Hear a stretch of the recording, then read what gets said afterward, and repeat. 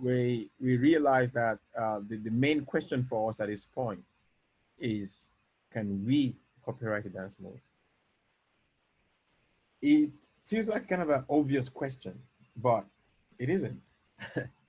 Because the law is quite ambiguous about that. There are presently about 10 different lawsuits against Fortnite. But of course, they all keep losing because Fortnite is protected by law, that they can actually use dance moves without paying for it.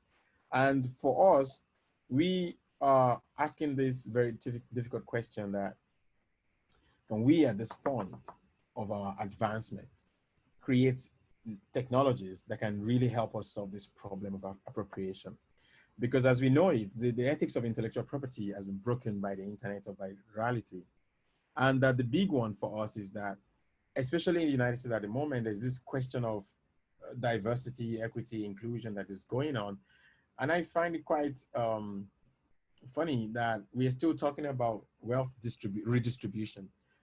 And I'm like, can we already kind of plan for a pre-distribution before we get into everybody's bank account? Can we already start to use technology as a way to identify and distribute before you can start talking about creating a gift? You know, because when you look at Beyonce's latest work, The Gift, you ask yourselves, who is really gifting who?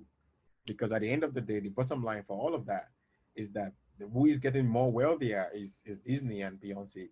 But the culture that is at the background of all the cultural aesthetics that was used, they're still there, asking for permission to even get to see their works. Because as you may know, in Africa, when we tried to watch Black is King, we couldn't, because Disney is not allowing us to watch it on the continent at the moment.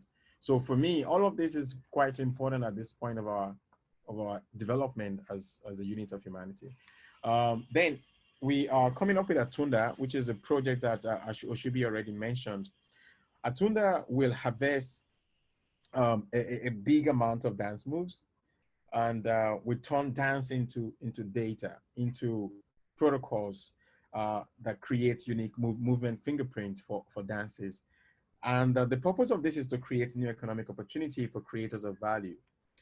This will invariably lay a background for cutting-edge interactive system to synthesize, protect, remotely teach, or collaborate.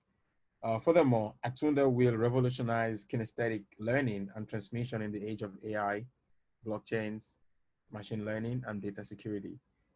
This is equally, in my opinion, moving us from the Eurocentric notion of dance notation to a much more universal language of dance coding and codification, using motion capture technology that records not just the form, but can equally give an account of the unit of groove within a dance move.